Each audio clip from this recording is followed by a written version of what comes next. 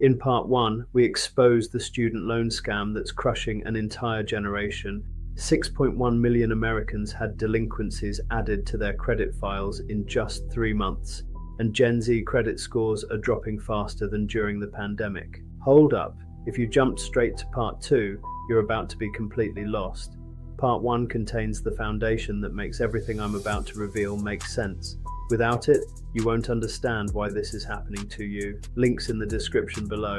Go get the full picture first. But that was just the beginning. Today, I'm revealing the 2 remaining villains in this financial system, and they're even more ruthless than you think. Plus, the exact strategies you can use to outmaneuver and protect your financial future. Because once you see how all 3 villains work together, you'll understand why the system is rigged, and more importantly, how to beat them at their own game. So let's dive into the rest of this investigation.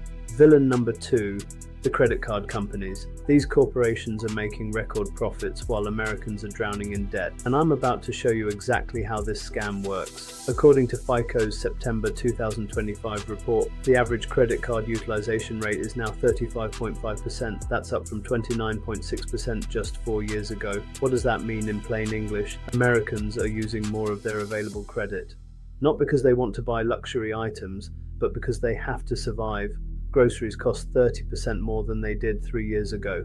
Rent increased by an average of 20% in most cities. Car insurance doubled for many people. But wages, they stayed flat. So what happens? You put groceries on the credit card, you pay utilities with cash advances, you juggle payments just to keep the lights on. And the credit card companies, they're absolutely loving every second of it. Because here's the trap they don't want you to understand. The more of your credit limit you use, the worse your credit score gets, even if you pay on time. Your utilization rate makes up 30% of your entire credit score calculation. So you're forced to use your credit cards to survive inflation, which tanks your credit score, which makes you a risky borrower, which lets them charge you even higher interest rates. It's a downward spiral designed to extract maximum profit from your desperation. And the numbers prove it. According to the same FICO report, credit card delinquencies have exploded 48% since 2021. 48% in 4 years. That's not people being irresponsible with their money. That's people being systematically crushed by an economic system designed to transfer wealth from working families to credit card executives. Here's another stat that'll blow your mind. Auto loan delinquencies are up 24% since 2021. Why? Because people are choosing between their car payment and their credit card payment, and they're picking the car because they need it to get to work. According to the data, for the first time in modern history, Americans are prioritizing auto loan payments above mortgage payments. Think about that. People are protecting their ability to earn money over protecting their home equity. That's how desperate things have gotten. But here's the most infuriating part. While you're struggling to pay for basic necessities, credit card companies reported record profits in 2024 and 2025. They're literally profiting from the inflation that's destroying your budget. And that brings us to the final villain, the K-shaped economy. This is where it gets really ugly, because this isn't just about credit scores anymore. This is about the systematic destruction of the American middle class. According to FICO's data, in 2021, 38.1% of Americans had a credit score between 600 and 749. That's the middle class of credit scores, not poor credit, not excellent credit, just middle. Today, only 33.8%. Let that sink in. In just 4 years, 4.3% of the entire country fell out of the credit middle class. That's over 11 million people who went from okay credit to either excellent or terrible.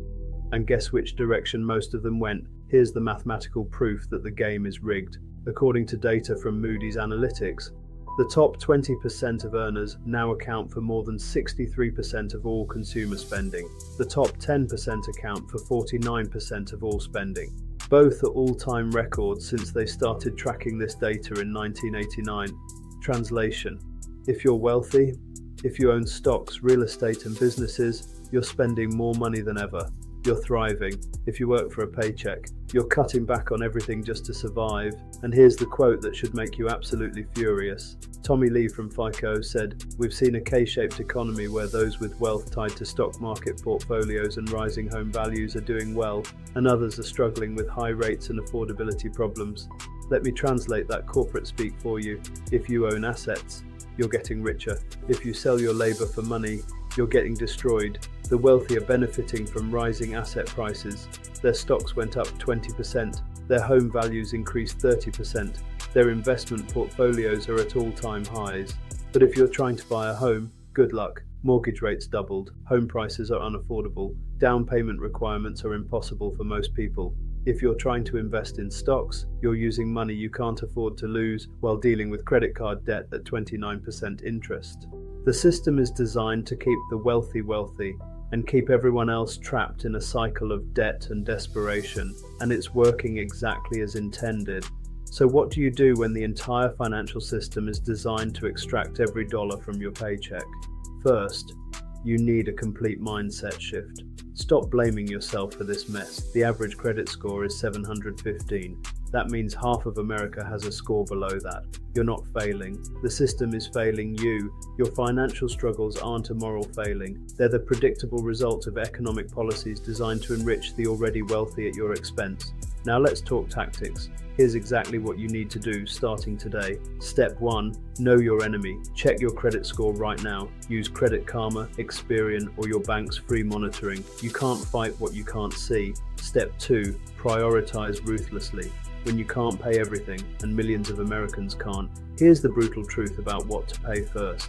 Housing and transportation come first. You need shelter and a way to get to work. Without those, you can't survive. Then utilities, then minimum payments on credit cards. Student loans are literally last because they can't repossess your education. I know the Department of Education is threatening wage garnishment, but according to FICO's own data, this is exactly what financially smart Americans are doing right now. Step 3. Use their system against them. If you still have decent credit, call every credit card company you have today.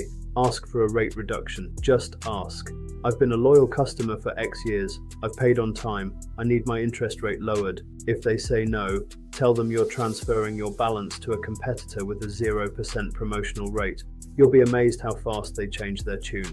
For student loans, get on an income-driven repayment plan immediately. The SAVE plan can reduce your payment to literally $0 if your income qualifies. Go to studentaid.gov right now. It takes 15 minutes. Your payment could drop to $0 while your credit stops getting destroyed. Step 4. The nuclear option. If you're already drowning, if your credit score is already trashed, if you're choosing between groceries and minimum payments, choose groceries. Choose survival. Your credit score can be rebuilt. Your health cannot. Missing credit card payments hurts your score for 7 years. But you know what hurts worse? Malnutrition, homelessness, not being able to work because you're sick. Survival first, credit score second. Here's what I need you to understand. This isn't your fault. You didn't create inflation. You didn't design a tax system that benefits billionaires. You didn't vote to deregulate the financial industry. But the system is counting on you to feel ashamed. They want you to blame yourself, stay quiet, and keep paying those minimum payments while they extract maximum profit from your desperation. So here's what you're going to do. You're going to check your credit score today. You're going to call your credit card companies and demand lower rates. You're going to apply for income-driven student loan repayment. You're going to prioritize your survival over your FICO number. And you're going to remember, millions of Americans are in this exact same situation. The middle class is being systematically destroyed, but knowledge is power. The more people who understand how this system really works, the more people who fight back, the harder it becomes for them to keep robbing us. Next week, I'm exposing the hidden fees that credit card companies use to steal an extra $1,000 per year from the average American. Fees that are completely legal, but totally predatory. The financial system wants you broke, scared, and desperate. We're going to make sure you're educated, angry, and ready to fight back. If this opened your eyes to what's really happening, smash that like button, share this with someone who needs to hear the truth, and subscribe to help us reach 500 subscribers so we can keep exposing these financial scams. Knowledge is survival, and you're not alone in this fight. See you in the next one.